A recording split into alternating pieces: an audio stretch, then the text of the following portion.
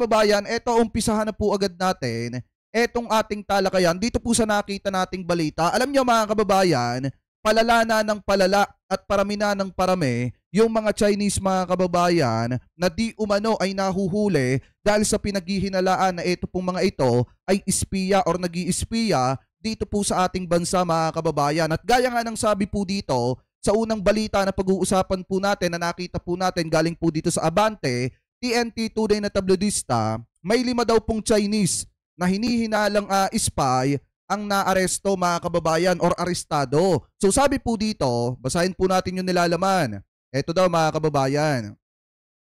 Yan, iniharap ng National Bureau of Investigation NBI at Armed Forces of the Philippines AFP nitong Huwebes, Enero at 30 ang inarestong 5 Chinese national na hinihinalang sangkot sa intelligence surveillance and reconnaissance or etong tinatawag na ISR operations sa bansa. Sabi pa dito, kasabay rin ipinresinta ng NBI at AFP ang mga kagamitang nakumpiska mula sa kanila, kabilang ang mga drone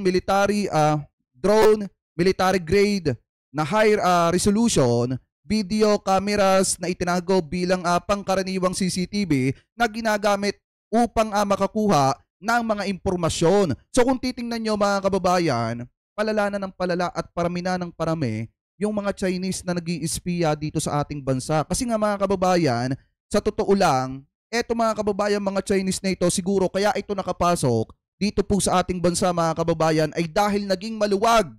Naging maluwag yung dating administrasyon mga kababayan sa pagpapapasok ng mga dayuhan katulad po nitong Chinese. Dahil kung sa bansa nila natin ginagawa yan mga kababayan, baka sa malamang bitay ang kaparusahan dito po sa ganitong klase ng gawain. Buti na nga lang mga kababayan, dito sa ating bansa, naaaresto lamang po sila. Pero kung katulad tayo ng bansang China na kapag may nahuhuli na ganyan at ang parusa ay kamatayan, ewan ko lang mga kababayan kung mamihasa pa yang mga yan sa pag-iispiya dito po sa ating bansa. So sabi pa dito mga kababayan, basahin pa natin. Ito daw, ayon kay AFP Chief General Romeo Browner Jr., ang mga datos mula sa solar power video cameras ay agad ipinadala sa malalayong lugar. Kaya posibleng ito ang dahilan kung bakit alam ng mga dayuhang barko ang mga galaw ng Philippine Coast Guard at saka Navy. Kinilala ang mga sospek na sina Chai Xiaohuang, Cheng Hai Tao, Hu Cheng Ting, Wang Yong Yi at Hu Chen Ren na nagpapanggap umano bilang mga miyembro ng mga civic group at namimili ng mga sipod upang makisalamuha sa mga lokal na opisyal ayon kay NBI Director Jaime Santiago. Alam niyo mga kababayan, di ba napag-usapan natin yung mga naging galaw mga kababayan ng mga Chinese Coast Guard. Nakakapagtaka kasi na dati tuwing magdadala tayo ng mga resupply materials doon po mga kababayan sa Sierra Madre, ang nangyayari po, mabilis na lang natutunugan at mabilis nila nakakagawa ng paraan para bantayan yung mga sasakyang pandagat po natin na nagdadala ng mga resupply materials. Ngayon mga kababayan, siguro, eto rin yung isang dahilan kung bakit alam ng mga dayuhang ito yung galaw ng ating mga Philippine Coast Guard dahil sa sobrang dami na ng espiya na nakatanim dito po sa ating bansa. So ngayon kung titingnan po natin, unti-unti silang nabubuwag mga kababayan at nababawasan dahil nga nahuhuli ng ating mga otoridad etong mga ganitong klase ng espiya na nag-i-spy dito po sa ating bansa. So sabi pa dito, bagamat hindi pa tiyak kung may kinalaman ng ang gobyerno ng China, sinabi ng Armed Forces of the Philippines or etong AFP na tip of the iceberg lang ito at marami pang hindi nahuhuli sa ganitong aktibidad. Yun yung sabi dito mga kababayan. Pinabulaan na naman ng NBI ang mga accusation na target ng ahensya ang mga Chinese national at itinanggi ang mga aligasyon ng torture sa mga naunang inaresto. Inaresto mga dayuhan sa magkakahiwalay na operasyon noong Enero 24 hanggang 25 sa Palawan, Ninoy Aquino International Airport at Dumaguete City. Mga kababayan, dahil nga kung titingnan nyo, di ba yung mga pro-China may ipinapakalat daw po sila, ayun daw po mga Chinese na nahuhuli ay tinotorture. Ngayon mga kababayan, mismong nanggaling na po kay Sir Jaime Santiago na wala namang ganong klase ng gawain or wala namang ganong klase ng galawan. At ito po mga Chinese na ito ay nahuli po sa magkakahiwalay na operasyon mga kababayan. Ang nakakapagtaka nga lang, bakit sobra yung bigla ang pagdami po nila? Nubuhat nung nawala sa kapangyarihan mga kababayan, etong si Duterte. Ibig sabihin, kung etong mga ito mga kababayan ay napayagan ng matagal na pananatili dito sa ating bansa at naging maluwag ang Duterte administration sa pagpapapasok ng mga ito, baka malamang sa alamang may kinalaman po sila dito. Di umano, mga kababayan, hindi ko naman sinasabi na may kinalaman talaga sila. Pero etong tingin natin dito, kung yung ibang mga Chinese na nahuhuli, mga matatagal na dito sa ating bansa, ibig sabihin, naging maluwag sa pagpapapasok ng mga Chinese mga kababayan, ng mga dayuhan, etong termino ni Digong, etong administrasyon ni Digong mga kababayan. So ngayon, pakinggan naman natin etong nakita po nating balita galing po mga kababayan dito sa UNTV na kung saan ayon po dito mga kababayan sa NSC, mas marami pang pag-aresto sa mga hinihinalang espiya sa bansa ang aasahan po natin. Ibig sabihin, yung isang Chinese nung nakaraan na nakipagsabwatan sa 2 Pinoy at yung 5 Chinese na nahuli nito lang mga kababayan, madadagdagan pa. Ibig sabihin, hindi pa po dyan natatapos mga kababayan. So ngayon, pakinggan po natin itong nakita nating balita galing po sa UNTV. I-play na po natin mga kababayan.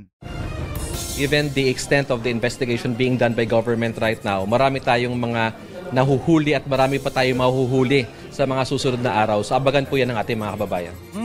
Hindi lamang ang mga Chinese national na nahuli. At asahan nyo na rin mga kababayan na mag-iingay yung mga pro-China dyan at babatikusin ng gobyerno at magpapakalat ng kung ano-ano na kesyo tinotorture daw etong mga nahuhuling ito mga kababayan. So asahan nyo na may mga fake news na naman na maglilipana. Ano po, dahil sa pagkakasunod-sunod na pagkakahuli sa mga pinaghihinalang espiya ng China dito po sa ating bansa. Ano po, ipagpatuloy pa natin. Noong January 7 at noong nakaraang taon ang mga dayuhang nag-espiya sa bansa. Ayon kay National Security Council at National Task Force West Philippine Sea spokesperson Jonathan Malaya, marami pa silang natuklasan base sa mga ebidensyang nakuha sa mga dayuhan. Kasunod ito ng pagkakahuli sa 2 dayuhan sa Palawan na kumukuha ng mga larawan at video ng barko ng Philippine Coast Guard na nagpakilalang mga turista. Kasi nga, tinitingnan natin yung mga nakuha natin kasi nakakalap tayo ng madaming ebidensya, no? Nakuha natin yung cellphone nila, nakuha natin yung mga equipment nila at tumalabas doon na grupo nga sila. So, ayokong pangunahan yung resulta ng investigasyon kasi it's ongoing right now. Pero mga kababayan, siguro kung tayo yung nag-espiya doon sa bansang China at nahuli tayo, pihado mga kababayan ng kaparusahan siguro sa atin, kamatayan. Dapat mga kababayan, kung tutuusin ng Pilipinas, magkaroon din ng kaparusahang kamatayan doon sa mga mahuhuli at mapapatunayan na nag-iispiya dito po sa ating bansa, kaya nalalagay sa alanganin ang bansang Pilipinas mga kababayan. Kasi kung hindi po ito maaaksyonan, baka magulat na lang tayo isang araw mga kababayan, palihim na tayong na-invade ng mga dayuhan na may pagnanasa po sa mga teritoryo natin at yung mga dayuhan na may pagnanasa na angkinin ang bansang Pilipinas. Kaya nga dapat magkaroon tayo ng batas na kung saan kapag ka nahuli yung mga dayuhan na nag-iispiya dito sa ating bansa at napatunayang guilty sila mga kababayan, ay patawan sila ng parusang kamatayan. Ano po, para hindi po pamarisa ng iba. Dahil kung tayo sa bansa nila, ganyan ang ginawa natin, pihado mga kababayan, baka kamatayan din yung kaparusahan po sa atin. Ano po, ipagpatuloy pa natin. Inaalam na rin nila kung mayroong ugnayan ang mga ito sa mga naunang nahuli ng pamahalaan. Sabi ng NSC, may matibay silang kaso na suportado ng mga ebidensya. Taliwas sa pahayag ng China na pawang akusasyon lamang ang ginagawa ng Pilipinas laban sa mga mamamayan nito. Kaya kinakalungkot natin yung sinabi ng Chinese Embassy at ng Chinese Foreign Ministry na lahat lang daw ito ay baseless accusations, lahat daw ito ay walang katuturan at paninira lamang. Hindi po, no? Hindi po ito parang i-report sa amin kahapon tapos ngayon nag-aresto na kami. Hindi po. This was a case build up, no? Hindi naman po tanga ang ating kapamahalaan. Karamihan sa mga nahuli ay bunga ng sumbong ng ating mga kababayan. Kaya malaki ang pasasalamat nito sa pakikipagtulungan ng publiko. Apela ng NSC sa publiko, agad i-report sa mga otoridad ang mga kahina-hinalang kilos, lalo na ng mga dayuhan, para agad maka-aksyon ang kinauukulan. Mula pa nung submersible drone hanggang dito sa Palawan incident, karamihan dyan dahil yung mga kababayan natin, naging aware sila, no? At nakita nila na meron pala silang tungkulin na kailangan gawin para sa ating bansa. So, sila na mismo yung nagtuturo sa amin kasi nakikita nila yung mga kahina-hinalang mga galaw, no? Sabi dito, sampulan ninyo ng death penalty kasama ang 2 Pinoy na sangkot diyan. Kaya nga, kung tutusin mga kababayan, para hindi rin pamarisan ng ibang mga Pilipino yung ginawa ng 2 Pinoy na di umano nakipagsabwatan dun sa isang pinaghihinalaan na Chinese spy mga kababayan. Kasi eto nga yung masakit dito Mismong mga kababayan Pilipino pa natin, hindi ko nila lahat ang nakikipagsabwatan mga kababayan dun sa mga dayuhan para pabagsakin ang bansang Pilipinas kapalit ng kakapirasong pera. Yan yung masakit dyan mga kababayan. Kaya nga kung mapaparusahan ng mga ito at maipapakita sa bansang Pilipinas at sa mga dayuhan na ganito yung nangyayari sa mga pumapasok sa teritoryo ng may teritoryo at nag-iispiya mga kababayan, hindi na pamamarisan yung mga yan. Ano po, matatakot na yung mga dayuhan na magpadala ng mga espiya dito po sa ating bansa at matatakot din ng mga Pilipino na makipagsabuatan dyan sa mga dayuhan na yan. Ano po, ipagpatuloy pa natin na mga ginagawa nitong mga to.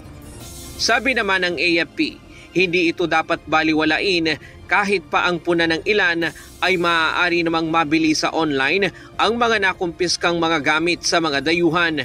Ang tinitignan dito ang laman ng kanilang gamit at saan nila ito ginagamit. What I'd like to point out here is para sa ating mga kababayan na huwag i-downplay ito. Kasi someone saying na hindi naman high-tech itong equipment na to. But what matters is the data that is being taken and how it's gonna be used. Para kay retired Supreme Court Associate Justice Antonio Carpio, napapanahon na para baguhin ang batas ng Pilipinas na may kinalaman sa national security. Gaya ng pang-espiya at pagtataksil sa bansa upang maparusahan maging ang mga Pilipinong kasabwat o tumutulong sa mga espiya. Yes, I think we need to update our criminal laws. For example, under existing law, under the revised penal code, treason can be committed only during wartime. So, a Filipino who does this help the Chinese gather information vital for our national security cannot be... Hindi lang kasi dapat kulong mga kababayan, dapat dyan death penalty sa mga mahuhuli na mga nakikipagsabwatan at nagtataksil sa bansang Pilipinas. Lalo na yung mga pro-China dyan para naman matakot. Ano po, para naman makita nila na talagang may kaparusahan sa ganyan mga kababayan. Especially yung mga nakikipagsabwatan sa mga dayuhan para pabagsakin ang bansang Pilipinas. Ano po, ipagpatuloy pa natin. Prosecuted for treason. So we have to change our laws because iba na ngayon, no? Ayon kay Carpio, Commonwealth Act 616 pa ang ginagamit nating batas. Kaugnay nito na noon pang 1941 ginawa, isang batas na napakatanda na. Ryan Lacanlale, UNTV News and Rescue. Diyos ang aming sandigan, serbisyo publiko ang aming pinahahalagahan. So ngayon mga kababayan yan, maliwanag naman na ayon po sa NSC, aasahan natin sa mga susunod na araw yung mga naaaresto ng mga Chinese di umano na pinaghihinalaan ng mga espiya dito sa ating bansa at nag-i-spy dito sa bansang Pilipinas mga kababayan, madadagdagan pa. Ibig sabihin, hindi po dyan nagtatapos yan. Sa mga susunod na araw, yung isa na nahuli nung nakaraan and then yung 5 na nahuli nito lang mga kababayan, madadagdagan pa po yan. So kayo, ano po ang komento ninyo mga kababayan? Hingil po dyan sa pagkakahuli sa di umano yung mga pinaghihinalaan ng mga Chinese spy dito po sa ating bansa mga kababayan. Sang-ayon ba kayo na dapat magkaroon na ng batas na kung saan mga kababayan, eto pong mga nahuhuling ito, kapag ka napatunay na guilty, patawa ng kaparusahan na kamatayan mga kababayan. So comment below na lamang po kung ano po masasabi nyo. Hingil po dyan.